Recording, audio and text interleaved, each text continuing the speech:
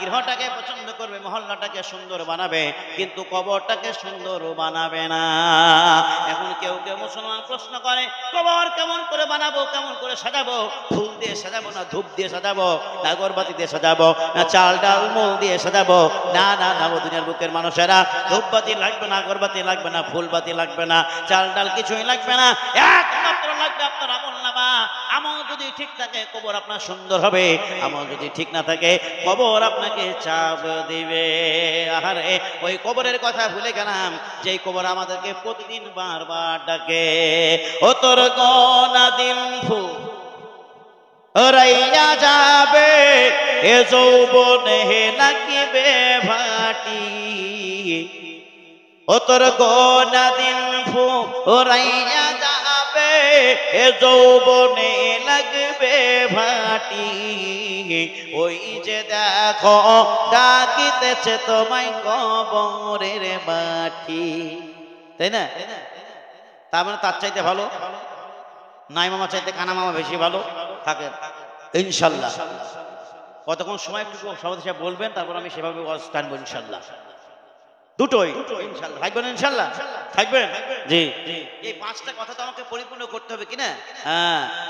দুই নম্বর কথাটা আল্লাহ রাসূল সাল্লাল্লাহু আলাইহি সাল্লাম বলেন, ইউহিব্বুনাল হায়াতা ওয়া ইয়ানসাউনাল মাউতা। পৃথিবীর বুকের মানুষেরা হায়াতটাকে পছন্দ করবে, কিন্তু মরণটাকে কখনোই তারা পছন্দ করবে না। মরণের কথা ভুলে যাবে।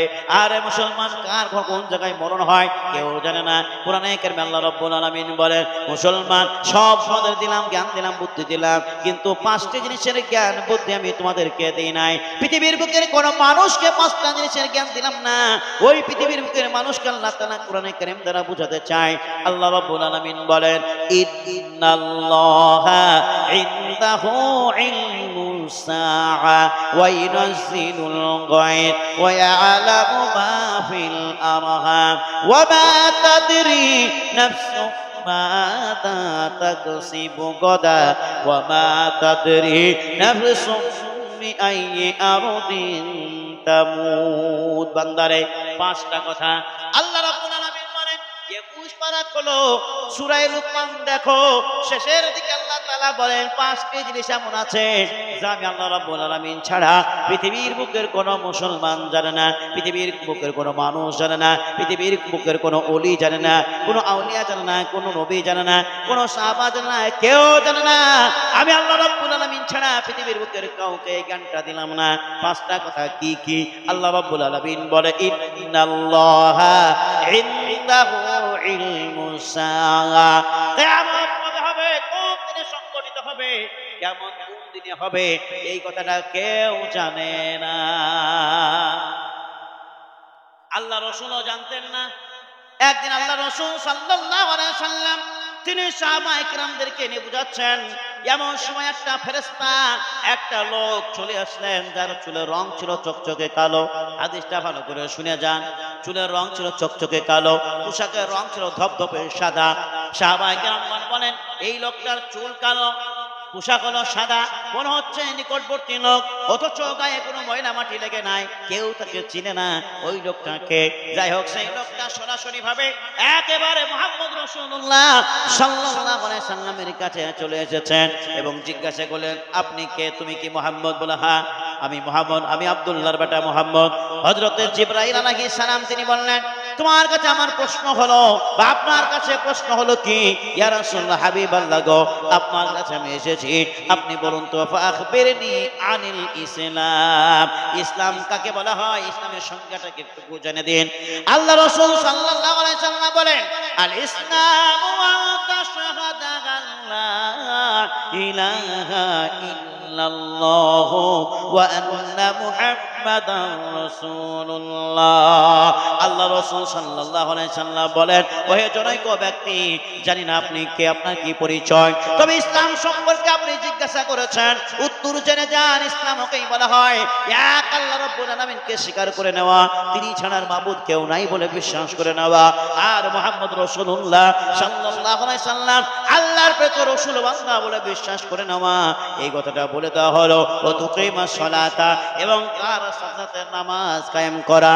যারা মুসলমান হবে, যারা ঈমানদার হবে, তাদের প্রথম কাজ হবে নামাজ পড়া, তাদের প্রথম কাজ হবে সালাত আদায় করা। আজকে মুসলমান হওয়ার পরে প্রথম কাজটাই তো আমরা করি না, নামাজের ধারে কাছে পর্যন্ত যাই না। আল্লাহ রাসূল সাল্লাল্লাহু আলাইহি সাল্লাম বলেন, তুকিমাস সালাতা, নামাজ কায়েম করবে, ওয়া তুতিয়া যাকাতা, যাকাত প্রদান করবে, ওয়া তাসুমা রমজানা, রোজার মাসে রোজা রাখবে, ওয়া তাহুজ্জাল বাইতা, হজের মাস এলে হজ করবে, ইন ইসতাতা'তা ইলাইহি সাবিলা, যদি তোমার সাধ্য থাকে সামর্থ্য অনুযায়ী তুমি হজে যাবে। এরই নাম হলো পূর্ণাঙ্গ ইসলাম, পরিপূর্ণ ইসলাম। তাকে বলা হয় প্রথমে আল্লাহকে বিশ্বাস করে নেওয়া এক বলে, রসুলকে বিশ্বাস করে নেওয়া নবী বলে, আর আপনার নামাজ কায়েম করা, রোজা রাখা, হজ করা, এই কয়টি কাজ করলে আপনার পরিপূর্ণ মুসলমান।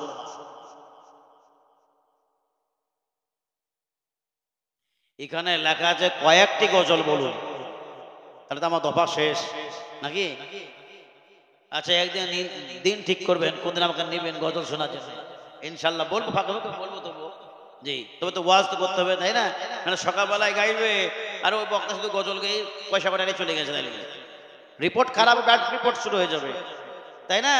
হ্যাঁ, ইনশাল্লাহ বলবো, ইনশাল্লাহ ওয়াজের মধ্যেই বলবো আমি। সুতরাং মুসলমান জেনে রাখুন, আল্লাহ রাসূল সাল্লাল্লাহু আলাইহি সাল্লামের কাছে হযরতে জিবরাইল আলাইহিস সালাম তিনি যখন জিজ্ঞাসা করলেন ইসলাম কাকে বলে, আল্লাহ রাসূল ইসলামের সংজ্ঞা দিয়ে দিলেন, বলে দিলেন। তারপর আবার জিবরাইল জিজ্ঞাসা করলেন রাসূলুল্লাহ সাল্লাল্লাহু আলাইহি সাল্লামের কথা শুনে জিবরাইল বললেন, ক্বালা সাদ্দাকতা ইয়া রাসূলুল্লাহ, হাবিবাল্লাহ গো, আপনি ঠিকই বলেছেন, সত্য কথা বলেছেন, এর নাম ইসলাম। মনে হয় যেন পূর্বে থেকে তার জানা ছিল এই ঘটনা উপলব্ধ করছিলেন, দেখছিলেন, সেইখানে উপস্থিত ছিলেন হযরতে উমর ফারুক রাদিয়াল্লাহু তাআলা আনহু। তিনি বলেন, আরে কেমন মানুষ আমার রাসূলকে ডিস্টার্ব করতে চলে এসেছে, নিজেই জিজ্ঞাসা করে ইসলাম কাকে বলে, নিজেই প্রশ্ন করে, আবার যখন আমার রাসূল উত্তর দিয়ে দেন, আবার তিনি বলেন আকালা সাদ্দাক, আপনি সত্য বলেছেন। তাহলে জানা গেল এর পূর্ব থেকে এর কথাটা জানা ছিল, উত্তর জানা ছিল, আমার নবীকে যেন ডিস্টার্ব করতে এসেছে। আবার কিছুক্ষণ পরে ওই জিবরাইল আলাইহিস সালাম তিনি জিজ্ঞাসা করেন, ফাখবিরনি আনিল ঈমান, ইয়া রাসূলুল্লাহ, হাবিবাল্লাহ গো, ঈমান কাকে বলে? ঈমানের সঙ্গে আপনাদেরকে বলে দিয়েছে, আর বলার দরকার নাই। আর 3 নম্বরে আবার রাসূলুল্লাহ সাল্লাল্লাহু আলাইহি সাল্লামকে জিজ্ঞাসা করা হলো, ইয়া রাসূলুল্লাহ, হাবিবাল্লাহ গো, যার প্রতি ইসলাম ধর্ম গ্রহণ করলাম, যার প্রতি ঈমান আনলাম, সেই মহান পাকের শুকরিয়া, মহান পাকের ইবাদত কেমন করে করব, তার বন্দেগী কেমন করে করব? ফাখবিরনি আনিল ইহসান, তার অনুগ্রহ সম্পর্কে, ইবাদত সম্পর্কে একটু রাস্তা বলে দেন। আল্লাহ রাসূল সাল্লাল্লাহু আলাইহি সাল্লাম বললেন, তুমি এমন ভাবে মহান পাকের আল্লাহ রাব্বুল আলামিনের ইবাদত করো, আনতা বুদাল্লাহা কান্নাকা তারাহু ফাইন লাম তাকুন তারাহু ফাইন্নাহু ইয়ারাক। আল্লাহ রাসূল সাল্লাল্লাহু আলাইহি সাল্লাম বলেন, তুমি এমন ভাবে আল্লাহর ইবাদত করবে যেমন তোমার চোখের সামনে আল্লাহ তাআলা আছে। যদি আল্লাহ তাআলাকে দেখতে না পাও, মনে মনে ধারণা করে নাও আল্লাহ রাব্বুল আলামিন তোমাকে দেখছে। ঈমানের সঙ্গে হয়ে গেল, আল্লাহর গোলামি হয়ে গেল।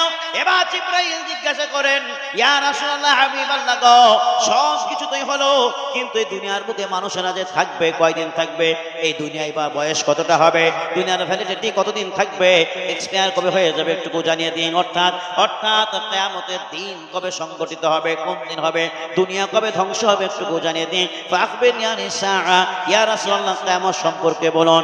আল্লাহ রাসূল সাল্লাল্লাহু আলাইহি সাল্লাম বলেছিলেন, ক্বালা মাল মাসউলু আনহা বিআলামা মিনাস সাইল, ও জিজ্ঞাসিত ব্যক্তি, ও জিজ্ঞাসাকারী ব্যক্তি, জিজ্ঞাসিত ব্যক্তির চাইতে আমি ভালো জানি না। জিজ্ঞাসাকারীর চাইতে জিজ্ঞাসিত ব্যক্তি বেশি ভালো জানে না। আপনি আমাকে জিজ্ঞাসা করেছেন, এ সম্পর্কে আপনি হয়তো ভালো জানেন। তিনি বললেন, আল্লাহ এবং আল্লাহ রাসূল ভালো জানেন। আল্লাহ রাব্বুল আলামিন বলেন, রাসূলুল্লাহ সাল্লাল্লাহু আলাইহি সাল্লাম সেই সময় বলতে পারেন নাই। এবারে কোরআন খুলে দেখুন, আল্লাহ রাব্বুল আলামিন বলেন, ইয়াসআলুনাকা আনিস সাআ আইয়ানা মুরসাহা ফিমা আনতা মিন যিকরাহা ইলা রাব্বিকা মুনতাহাহা। আল্লাহ রাসূল সাল্লাল্লাহু আলাইহি সাল্লামকে জিজ্ঞাসা করা হলো, নবী গো কিয়ামত সম্পর্কে একটু বলুন কবে হবে? রাসূলুল্লাহ সাল্লাল্লাহু আলাইহি সাল্লামকে আল্লাহ তাআলা জানিয়ে দিলেন, নবী গো আপনি বলে দিন কিয়ামতের খবর আপনার রবের কাছে আছে, মহান পাকের কাছে আছে, এর খবর কাউকে আমি দেই নাই। তাহলে প্রথম কথা কি ছিল? পাঁচটা জিনিসের কথা, পাঁচটা জিনিসের জ্ঞান কাউকে আল্লাহ তাআলা দেয় নাই। আর প্রথমত হলো কিয়ামত কবে হবে কেউ জানে না। নাম্বার 2, ওয়াইনাজিলুল গায়স, বৃষ্টি কোথায় হবে, কোন জায়গায় হবে কেউ জানে না। হবে কি হবে না, দিবে কি দিবে না, মহান পাক তিনি ভালো জানেন। নাম্বার 3, ওয়ায়ালামু মা ফিল আরহাম, মায়ের পেটে কি সন্তান আছে, আছে কি নাই, সন্তান না সন্তান না, মরা না জীবিত, হিজরা না ছেলে না মেয়ে না কি বস্তু, একমাত্র মহান পাক আল্লাহ রাব্বুল আলামিন তিনি বলেন আমি ছাড়া কেউ জানে না। ওই মাকে জিজ্ঞাসা করুন, যেই মা 10 মাস ধরে গর্ভে সন্তান রেখেছে, ওই গর্ভবতী মহিলাকে জিজ্ঞাসা করুন, হে মা তোমার পেটে কি সন্তান আছে? ওই মা নিজেই বলতে পারবে না। ওই স্বামীকে জিজ্ঞাসা করুন, হে স্বামী কি সন্তান আছে বলো? ওই স্বামীও বলতে পারবে না, বাবাও বলতে পারবে না, স্ত্রী বলতে পারবে না। আল্লাহ রাব্বুল আলামিন বলেন ইয়ালামু মা ফিল আরহাম, মায়ের পেটে কি আছে আমি একমাত্র, আমি আল্লাহ রাব্বুল আলামিন ছাড়া কেউ জানে না। নম্বর 4, ওমা তাদরি নাফসু মাযা তাকসিবু গাদা, বান্দারে আগামী কাল তোমার জন্য কি করবে, বাঁচবে কি বাঁচবে না, মরবে না থাকবে, তুমি তা জানো না। হয়তো আমি রাত্রেবেলায় ঘুমান্ত নেই, ঘুমাবার সময় আমি মনে মনে ভাবলাম আগামী সকালবেলায় জালসা শুনতে যাব, কিংবা মাঠে যাব, ঘাটে যাব, চাকরিজীবীতে যাব, অফিসে যাব, আদালতে যাব। আল্লাহ তাআলা চাইলে আপনাকে সেই কাজটা পরিপূর্ণ করে দিতে পারেন। আবার আল্লাহ তাআলা চাইলে আপনার নিয়তটাকে পরিবর্তন করে দিয়ে, আপনার সব পরিষ্কার করে দিয়ে আপনার আসল ঠিকানা অন্ধকার কবর, অন্ধকার কবরেও নিয়ে যেতেও পারে। পারে কি পারে না? এই পারে কি পারে না? দিনের বেলায় ভালো ছিলাম, রাত্রে বেলায় ভালো ছিলাম, দেখা গেল কি সকালবেলায় ওই মায়েকে বলে দিয়েছে কি গো মুয়াজ্জিন সাহেবের অমুকের পুত্র, অমুকের বাবা, অমুকের সন্তান, অমুকের মেয়ে, অমুকের স্ত্রী ইন্তেকাল করেছে। শুনে নিলাম। আরে সকালের ডাক মানে বিপদের ডাক কিংবা মারাত্মক ডাক, কোন একটা ঘটবে বটে। যাই হোক আমার ভাইয়েরা, মুসলমান জেনে রাখুন, ভাইয়েরা ভালো করে শুনুন তো, কবর আমাদেরকে বারবার ডাকে। এই কবরের কথা বলতে গিয়ে আল্লাহ রাসূল সাল্লাল্লাহু আলাইহি সাল্লাম বলেন ইউহিব্বুনাল হায়াতা ওয়া ইয়ানসাউনাল মাউতা। আর 3 নম্বর কথাটা কি হবে একটু কি বলি, তারপর আপনাদের মনোযোগটা গোচর দিয়ে দিই। কি কথাটা? আল্লাহ রাসূল সাল্লাল্লাহু আলাইহি সাল্লাম বলেন ইউহিব্বুনাল কুসুরা ওয়া ইয়ানসাউনাল কুবুরা। আমাদের এইটাই তো প্রবলেম, বুঝলেন? আমরাই বলছি যে আমরা কোন হাদিস থেকে ছিটকে গেছি, কোন হাদিস থেকে বলুন, কোন হাদিস থেকে বলুন, কোন হাদিস থেকে বললো না। আবার সেখানে আমরাই বলছি গজল বলুন, শায়ের বলুন, সেখানেই বলছি ওয়াজ কোন হায়রে। আমরাই এক মুখে কয় কথা কইব, কোথায় যাব আমরা? এটাই তো খুঁজে পাই না। সব বলবো, আমাদের বুদ্ধি আছে, জ্ঞান আছে, কোথায় কি বলতে হবে, কোন সময় কি দরকার আমরা জানি, কিন্তু আমাদেরকে ডিস্টার্ব করে কোনো সময়, কেউ কেউ ডিস্টার্ব করে, ওই জন্য আমাদের অসুবিধাটা হয়। কিন্তু আমাদেরকে জ্ঞান না এই জায়গায় কি বলতে হবে। শুনুন, আল্লাহ রাসূল সাল্লাল্লাহু আলাইহি সাল্লাম বলেন ইউহিব্বুনাল কুসুরা ওয়া ইয়ানসাউনাল কুবুরা। দুনিয়ার বুকের মুসলমান তারা গৃহটাকে পছন্দ করবে, মহল্লাটাকে সুন্দর বানাবে, কিন্তু কবরটাকে সুন্দর বানাবে না। এখন কেউ কেউ মুসলমান প্রশ্ন করে কবর কেমন করে বানাবো, কেমন করে সাজাবো? ফুল দিয়ে সাজাবো না ধূপ দিয়ে সাজাবো, না আগরবাতি দিয়ে সাজাবো, না চাল ডাল মূল দিয়ে সাজাবো? না না না, দুনিয়ার বুকের মানুষেরা ধূপবাতি লাগবে না, আগরবাতি লাগবে না, ফুলবাতি লাগবে না, চাল ডাল কিছুই লাগবে না, একমাত্র লাগবে আপনার আমলনামা। আমল যদি ঠিক থাকে কবর আপনার সুন্দর হবে, আমল যদি ঠিক না থাকে কবর আপনাকে চাপ দিবে। আরে ওই কবরের কথা ভুলে গেলাম, যেই কবর আমাদেরকে প্রতিদিন বারবার ডাকে, ও তোর গনা দিন রাইয়া যাবে এ যৌবনে লাগিবে ভাটি, ও তোর গনা দিন রাইয়া যাবে এ যৌবনে লাগবে ভাটি, ওই যে দেখো ডাকিতেছে তোমায় কবরের মাটি। ওই যে দেখো ডাকিতেছে তোমায় কবরের মাটি, সন্ধ্যার আগে যেদিন ডুবিবে বেলা,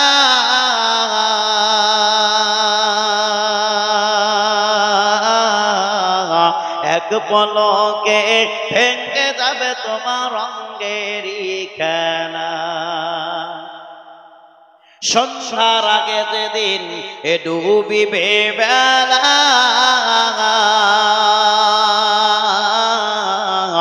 এক পলকে ভেঙে যাবে তোমার রঙেরই মেলা। কারে ধমক দিবা তুমি, কার মাথায় ভাঙে বালাটি, কানে ধমক দিবা তুমি, কার মাথায় ভাঙে বালাটি। ওই যে দেখো ডাকিতেছে তোমায় কবরের মাটি, ওই যে দেখো ডাকিতেছে তোমায় কবরের মাটি। ও তোর গোনা দিন রাইয়া যাবে এ যৌবনে লাগবে ভাটি, ও তোর গোনা দিন রাইয়া যাবে এ যৌবনে লাগবে ভাটি। ওই যে দেখো ডাকিতেছে তোমায় কবরের মাটি, ওই যে দেখো ডাকিতেছে তোমায় কবরের মাটি। খবর পেয়ে আসবে আত্মীয় স্বজন,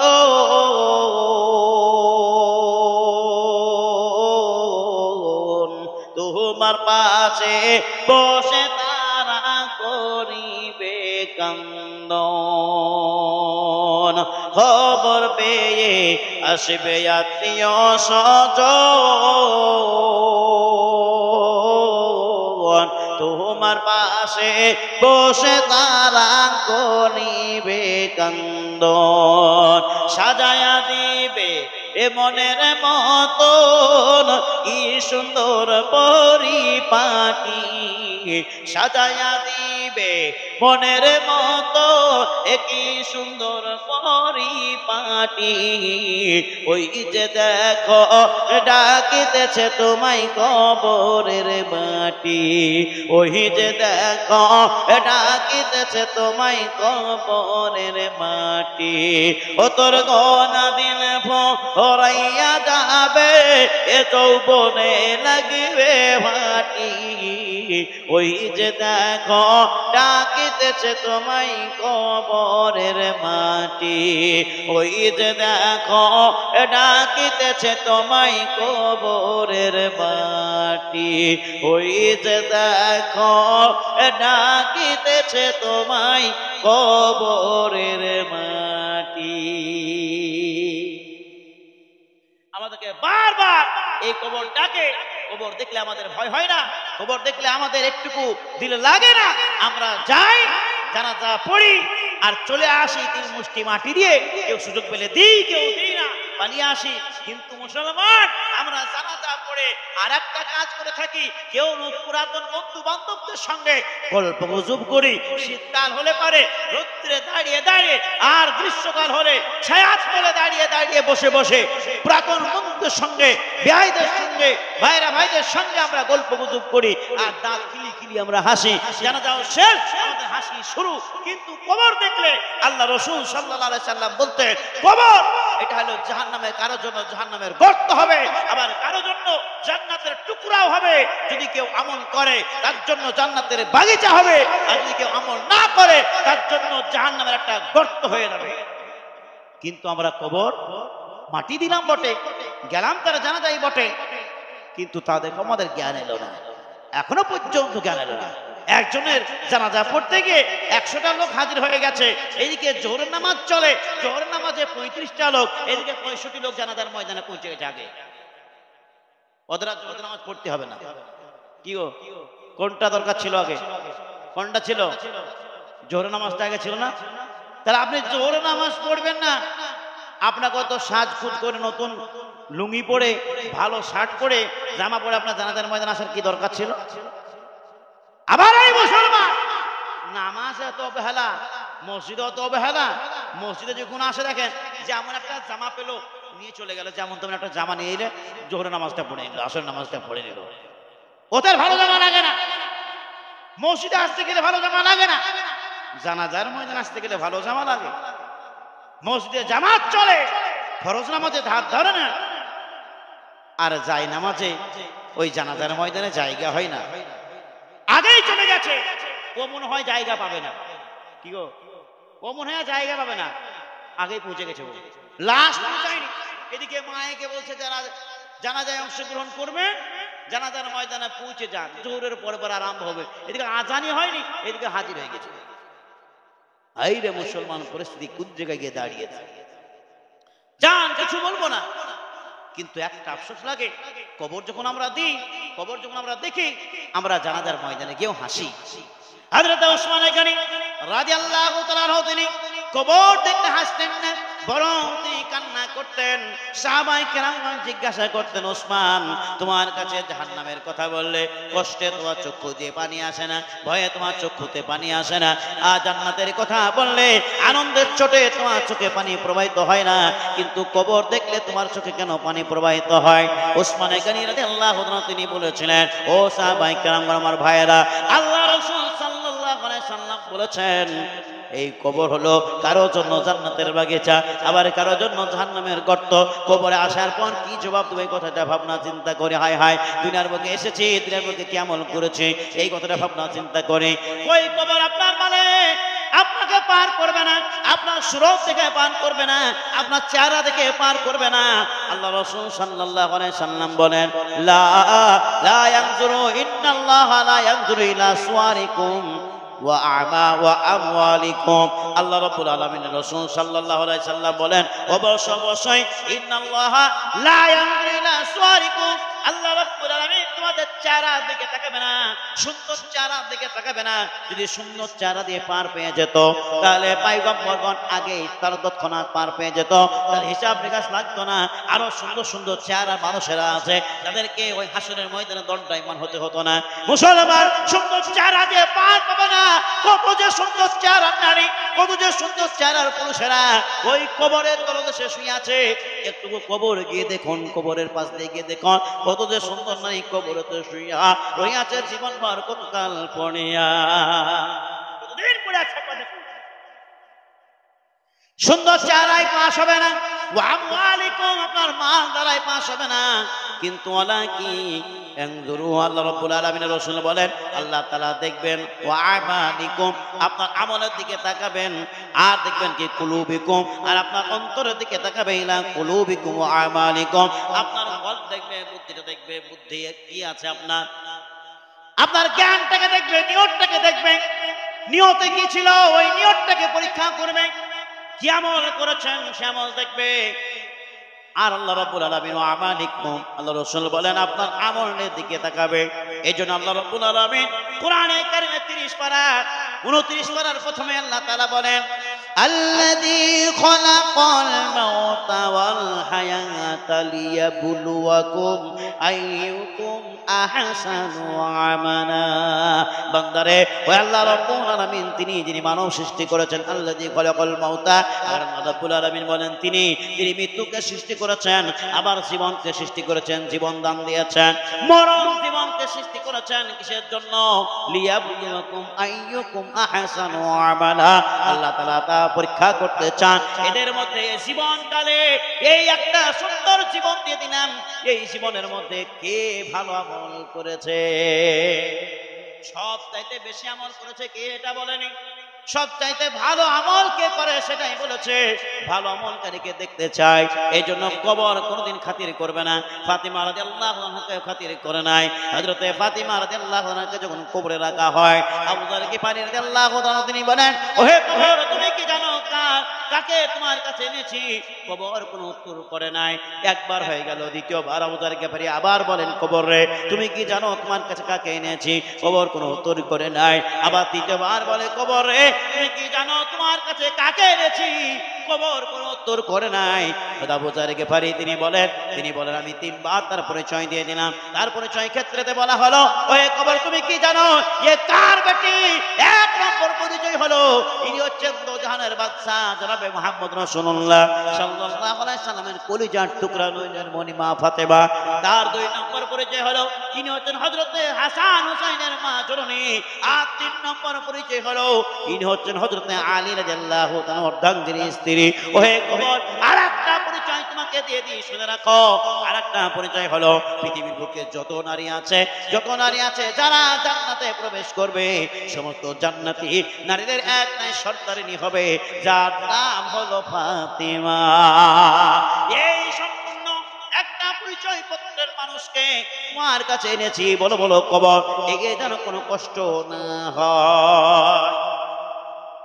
কবর শেষের বেলায় একটা কথা ছন্দের মাধ্যমে এসেছে।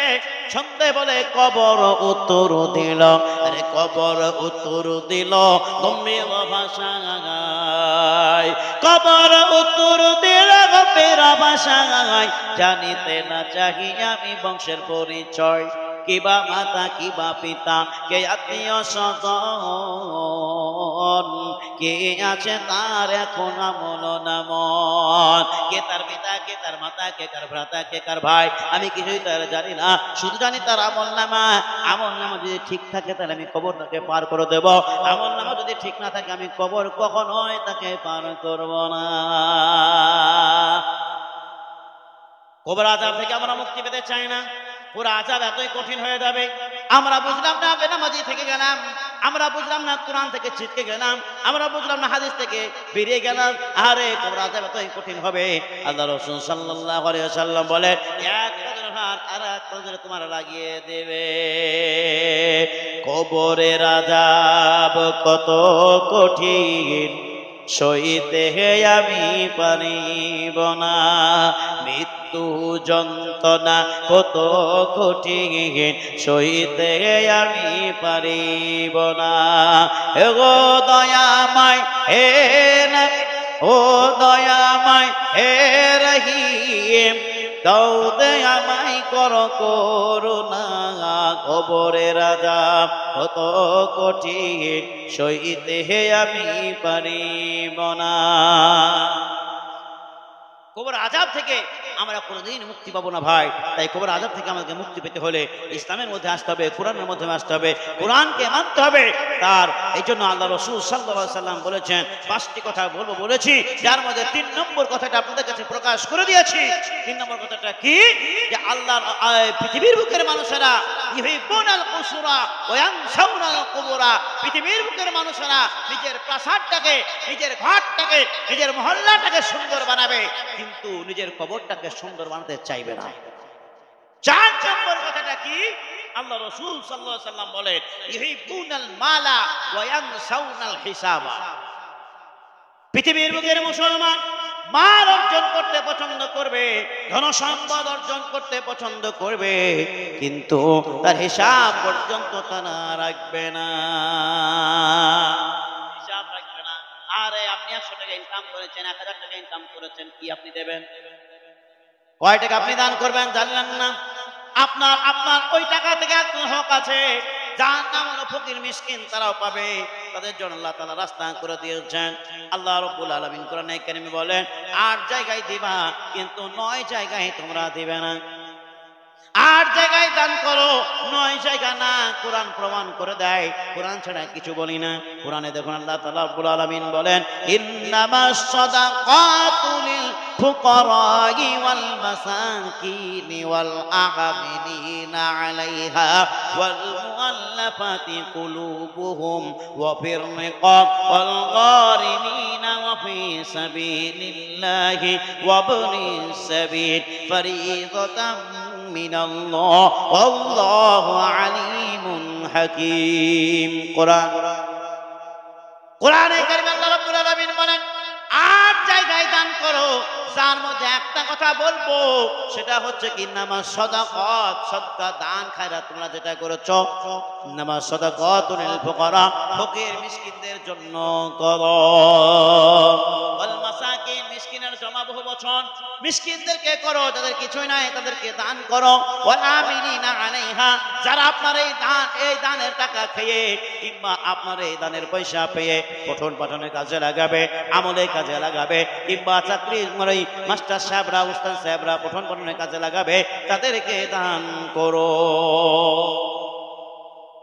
আরে মুসলমান, ইয়াতিম দেখলে আমরা জিকরে তাড়িয়ে দিই, ইয়াতিম দেখলে পছন্দ করি না, কিন্তু আল্লাহ রাসূল সাল্লাল্লাহু আলাইহি সাল্লাম তিনি সর্বদাই ইয়াতিম দেখলে তিনি পছন্দ করতেন। কেননা আল্লাহ রাসূল সাল্লাল্লাহু আলাইহি সাল্লামকে ইয়াতিম বলে দুনিয়ার বুকে প্রেরণ করা হয়েছে। ঠিক না বলুন? ইয়াতিম না? আল্লাহ রাসূল সাল্লাল্লাহু আলাইহি সাল্লাম যখন এলেন দুনিয়ার বুকে, আসার পূর্বে তিনি আর পিতা ছিল না, ইয়াতিম হয়ে দুনিয়ার বুকে এসেছেন। মানুষ রে, ইয়াতিমের কথা বলতে গিয়ে একটা ছন্দ মনে পড়ে যায়। পূর্ণিমার ওই চন্দ্র জলে এ মায়াবিহীন কলে আদর করে চুমা দেই মা ছেলেরই কপালে। 6 বছরের শিশু সন্তান নবী মুহাম্মদ মায়ের কোলে বসে আছেন যেন সোনারি চাঁদ। হঠাৎ ছেলে প্রশ্ন করেন ধরে মায়ের গলা, আব্বা কোথায় বলো মা গো, করিও না চলা। কবে আসবে আব্বা মোর কোলে নিবে হাই, বলো বলো বলো মা গো বিনতি তোমায়। ছেলের মুখের কথা শুনে হয়ে বেকারাগার, ছেলেকে ধরিয়া মাতা কান্দে যারে যার। এই প্রশ্নের আগে খোদা মরণ কেন হলো না, সহিতে পারি না মৌলা ছেলেরই যন্ত্রণা। এ কথা বলিয়া মাতা কান্নায় ভেঙে পড়ে, মাকে তুলে দুধের শিশু জড়িয়ে যে ধরে।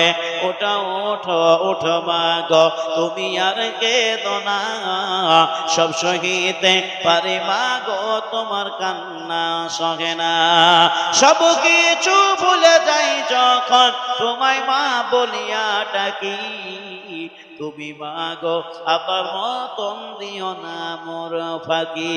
কি অপরাধ করেছি মাগো, কপালে আব্বা নাই, তাড়াতাড়ি নিয়ে চলো মাকামে আবয়। স্বামী হারা মায়ামি না চলিতে না পারে, গাছের ছায়া দেখে বসিয়া যে পড়ে। এই দিনের বুকের মুসলমান, আল্লাহ রাসূল সাল্লাল্লাহু আলাইহি সাল্লামকে দুনিয়ার বুকে ইয়াতিম করে প্রেরণ করা হয়েছিল। ওই ইয়াতিম নবী, মায়ার নবী, ইয়াতিম দেখলে তিনি পছন্দ করতেন। একদিনকার ঘটনা বলি আপনাদের সামনে। ঈদুল ফিতরের নামাজ পড়ে নবীজি বাড়ি ফিরছেন। বাড়ি ফেরার পথে একজন বাচ্চার সঙ্গে তার মোলাকাত হয়।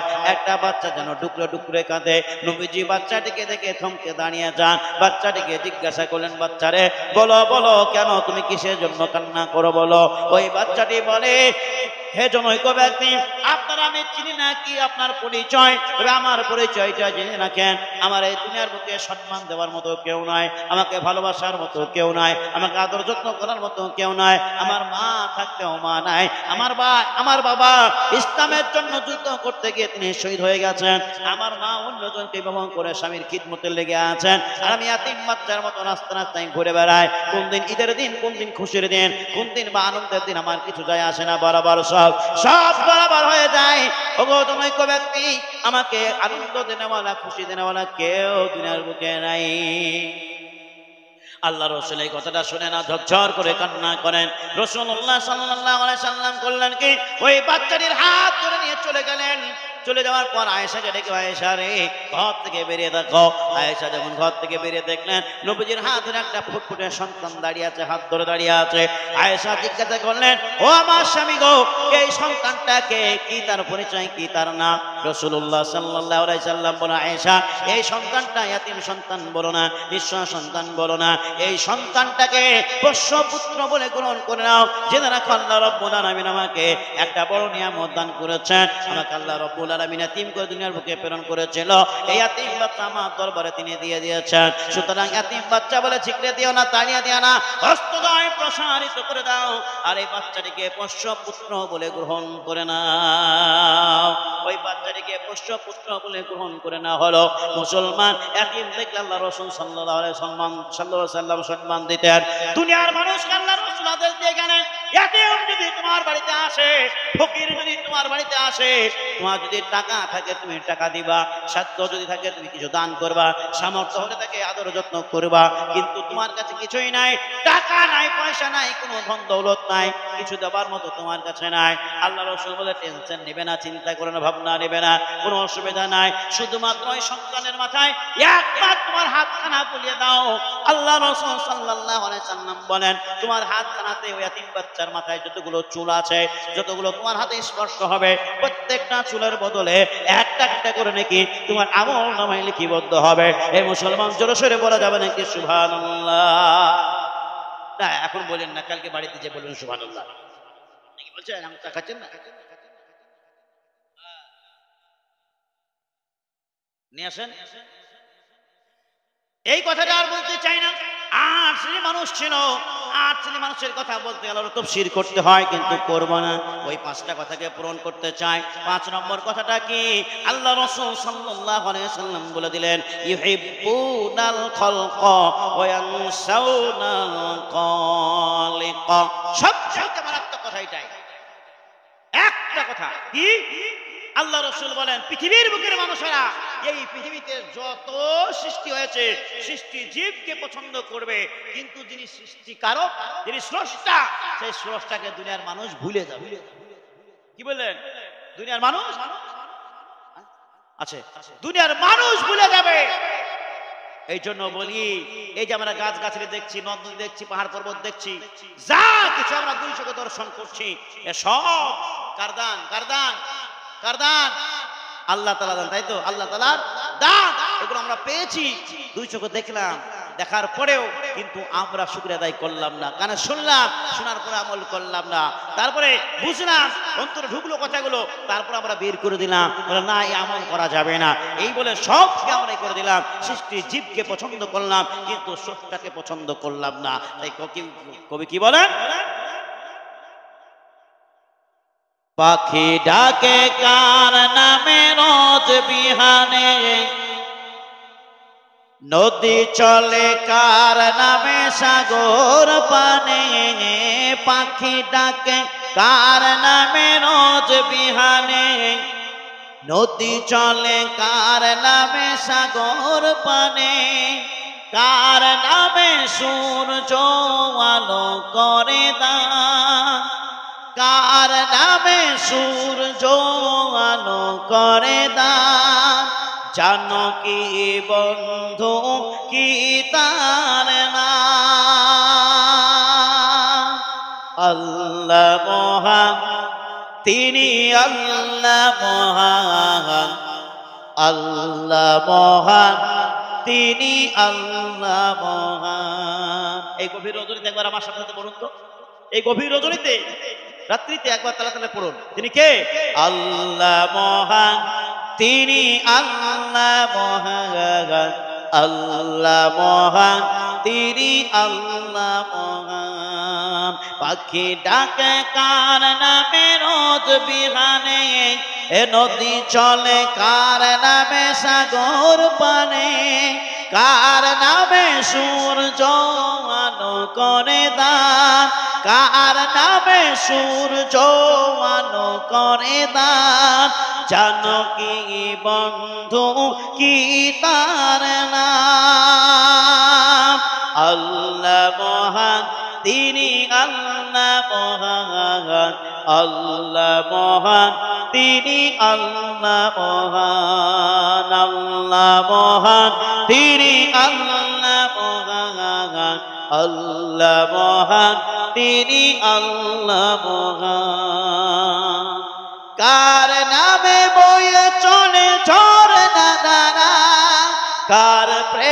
সবই পাগল পারা আকাশ জুড়ে ওই তারার মেলা ঝিকিমিকি আলো করছে খেলা কার নামে বয়ে চলে ঝরনা ধারা কার প্রেমে সবই পাগল পারা আকাশ জুড়ে ওই তারার মেলা ঝিকিমিকি আলো করছে খেলা এই অপরূপ সৃষ্টি করল যিনি এই অপরূপ সৃষ্টি করল যিনি হৃদয়ে জাগে তার শুনো গান আল্লাহ মহান তিনি আল্লাহ মহান আল্লাহ মহান তিনি আল্লাহ মহান আল্লাহ মহান তিনি আল্লাহ মহান আল্লাহ মহান তিনি আল্লাহ মহান পাখি ডাকে কার নামে রোজ বিহানে এ নদী চলে কার নামে সাগর পানে কার নামে সূর্য আলো করে দান জানো কি বন্ধু কি তার নাম আল্লাহ মহান তিনি আল্লাহ মহান আল্লাহ মহান তিনি আল্লাহ মহান আল্লাহ মহান তিনি আল্লাহ মহান আল্লাহ মহান তিনি আল্লাহ মহান ফুলে ফুলে দিল যিনি মিষ্টি সুবাস মৌমাছি মধু নিয়ে গাই তার গান ডানা মেলে প্রজাপতি উঠছে সে পায় তাই দেখে ফুলগুলি হাসিতে লুটায় এই শুকরিয়া কবু শেষ হবে না এই শুকরিয়া কবু শেষ হবে না গাইলে জীবন ভর তার গুণগান আল্লাহ মহান তিনি আল্লাহ মহান আল্লাহ মহান তিনি আল্লাহ মহান আল্লাহ মহান তিনি আল্লাহ মহান আল্লাহ মহান তিনি আল্লাহ মহান পাখি ডাকে কার নামে রোজ বিহানে এ নদী চলে কার নামে সাগর পানে কার নামে সূর্য আলো করে দান জানো কি বন্ধু কি তার নাম আল্লাহ মহান তিনি আল্লাহ মহান আল্লাহ মহান তিনি আল্লাহ মহান আল্লাহ মহান তিনি আল্লাহ মহান আল্লাহ মহান তিনি আল্লাহ মহান ঠিক কিনা বলো আমার হাদিসে যে 5টি কথা ছিল 5টি কথাও শেষ গজল দিয়ে পরিপূর্ণ করে দিয়েছি ইনশাআল্লাহ সেই রকমই গজল দিয়ে পূরণ করেছি এখন আমি আপনাদের কাছ থেকে বিদায় নিতে চাই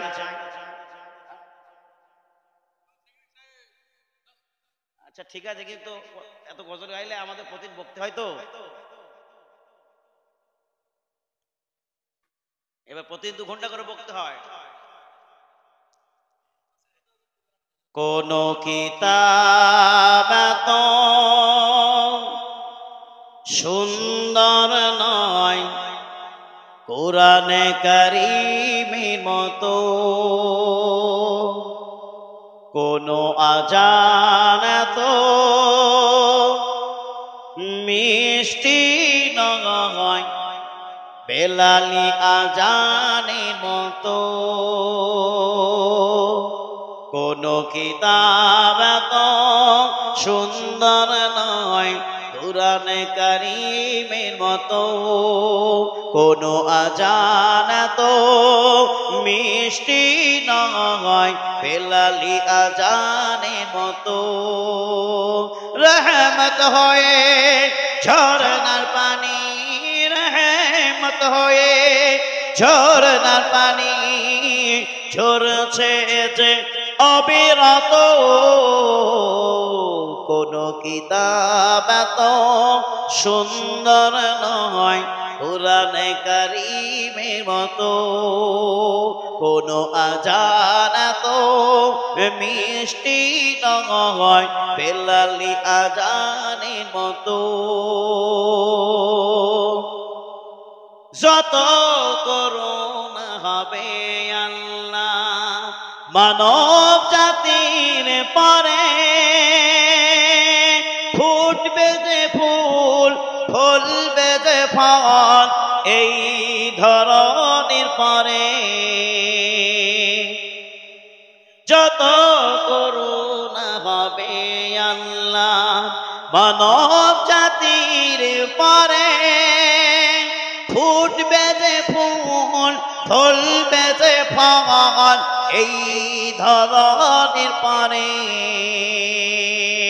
সে আল্লাহ স্মরণ করে, সে আল্লাহ স্মরণ করে এসো মস্তিষ্ক করি নত,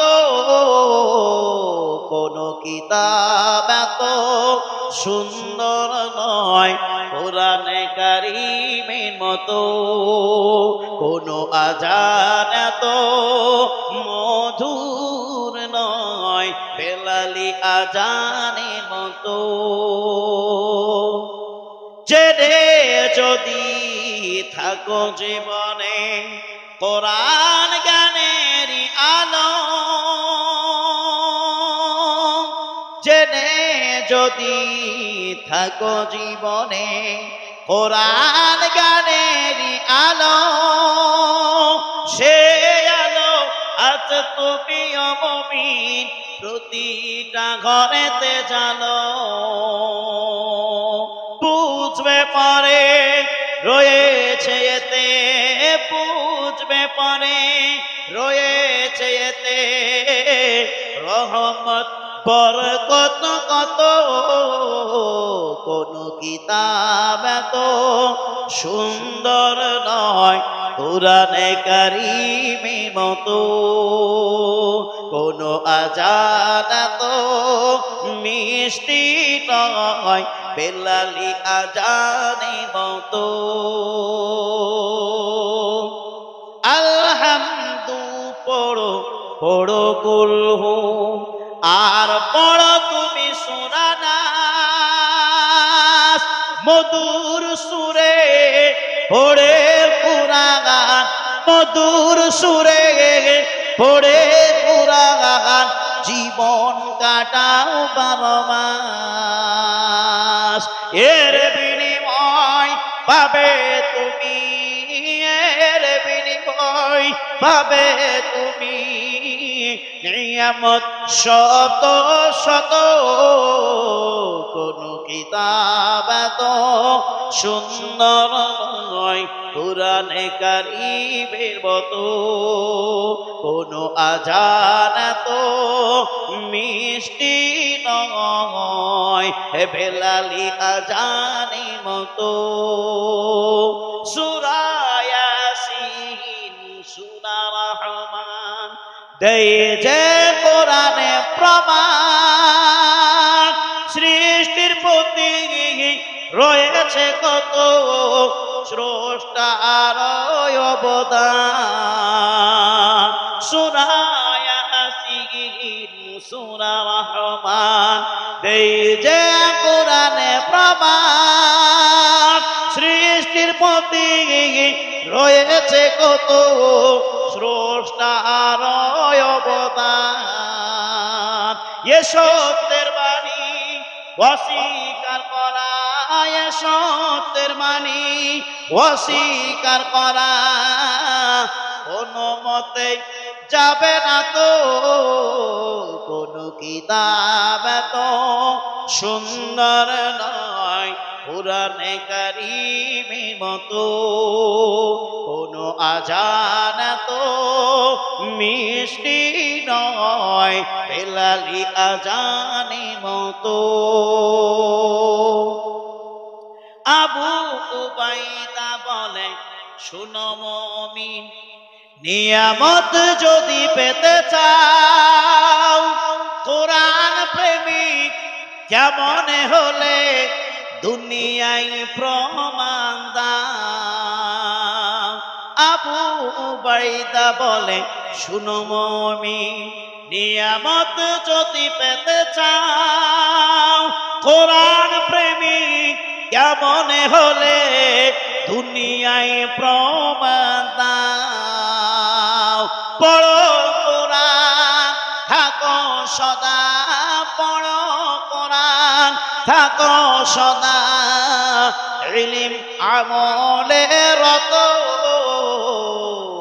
কোন কিতাব এত সুন্দর নয় কোরআনে কারীমের মতো, কোন আজান এত মিষ্টি নয় বেলালি আজানের মতো, কোন কিতাব এত সুন্দর নয় কোরআনে কারীমের মতো, কোন আজান এত মধুর নয় বেলালি আজানের মতো। আসসালামু আলাইকুম ওয়া রাহমাতুল্লাহ।